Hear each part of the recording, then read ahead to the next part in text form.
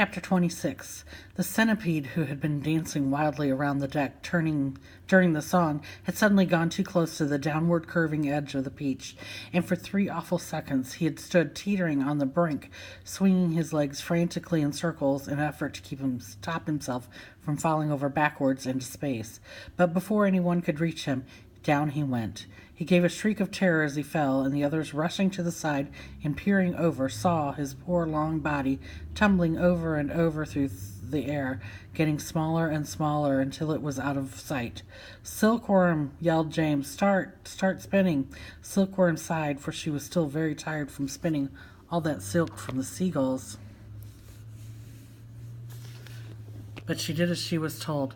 "I'm going down after him," cried James, grabbing the silk string as it started coming out of the silkworm and tying the end of it around his waist. "The rest of you hold on to Silkworm so I don't pull her over with me, and later on, if you feel 3 tugs on the string, start hauling me up again." He jumped and he went over, tumbling down after the centipede, down, down, down towards the sea below, and you can imagine how quickly the silkworm had to spin to keep up with the speed of his fall. We'll never see either of them again," cried the ladybug. Oh dear, just when we were all so happy, too."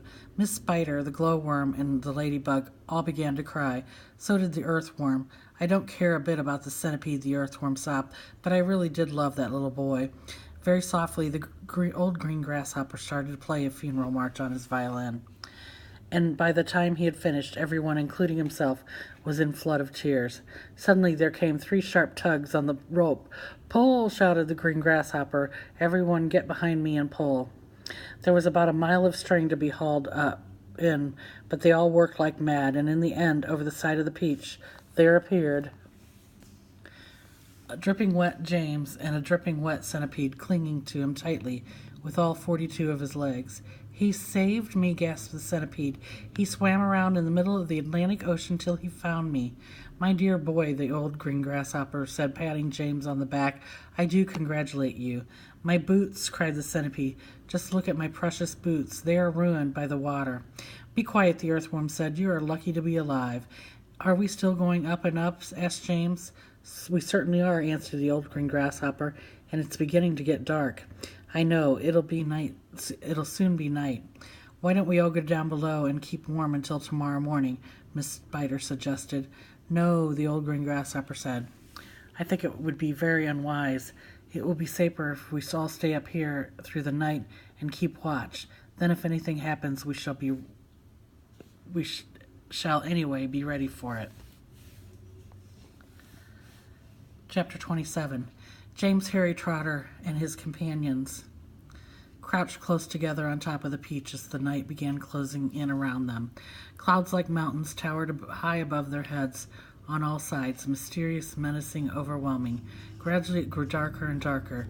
Then a pale 3/4 moon came up over the tops of the clouds and cast an eerie light over the whole scene. The giant Peach swayed gently from side to side as it floated along, and the hundreds of silky white strings going upward from its stem were beautiful in the moonlight. So also was the great flock of seagulls overhead. There was not a sound anywhere. Traveling upon the Peach was not in the least like traveling in an airplane. The airplanes comes clattering and roaring through the sky, and with whatever might be lurking secretly up there in the great cloud mountains goes running for cover as it approaches. That is why people who travel in airplanes never see anything. But the Peach, ah yes, the Peach was a soft, stealthy traveler, making no noise at all as it floated along, and several times during the long silent night ride high up over the middle of the ocean in the moonlight, James and his friends saw things that no one has ever seen before. Once, as they drifted silently past a massive white cloud, they saw on the top of it a group of strange, tall, wispy-looking things that were about twice the height of an ordinary man. They were not easy to see at first, because they were almost as white as the cloud itself, but as the Peach sailed closer, it became obvious these things were actually living creatures, tall, wispy, wraith-like shadow-white creatures who looked as though they were made out of a mixture of cotton wool and candy floss and of thin white hairs. "Oh," said the ladybug, I don't like this at all. Shh, James whispered back. Don't let them hear you.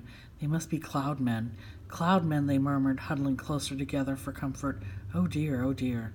I'm glad I'm blind and I can't see them, said the earthworm. The earthworm said, or would possibly scream. I hope they don't turn around and see us, Miss Spider stammered. Do you think they would eat us? The earthworm asked. They would eat you, the centipede answered, grinning. They would cut you up like a salami and eat you in thin slices. The poor earthworm began to quiver all over with fright. But what are they doing? The old green grasshopper whispered. I don't know, James said softly. Let's watch and see. The cloud men were all standing in a group, and they were doing something peculiar with their hands. First they would reach out, all of them at once, and grab handfuls of cloud. Then they would roll these handfuls of clouds in their fingers till they turned into what looked like large white marbles. Then they would toss the marbles to the side and quickly grab more bits of cloud and start over again. It was all very silent and mysterious. The pile of marbles beside them kept growing larger and larger, and soon there was a truckload of them there at least. They must be absolutely mad, the centipede said. There's nothing to be afraid of. Here, be quiet, you pests, the earthworms whispered. We shall all be eaten if they see us. But the cloudmen were much too busy with what they were doing to have noticed the great peach floating silently up behind them. Then the watchers on the peach saw one of the cloudmen raising his long, wispy arms above his head, and they heard him shouting, All right, boys, that's enough. Get the shovels. And all the other cloudmen immediately let out a strange, high-pitched whoop of joy and started jumping up and down and waving their arms in the air. Then they picked up enormous shovels and rushed over to the pile of marbles and began shoveling them as fast as they could over the side of the cloud into space. Down they go, they chanted as they worked.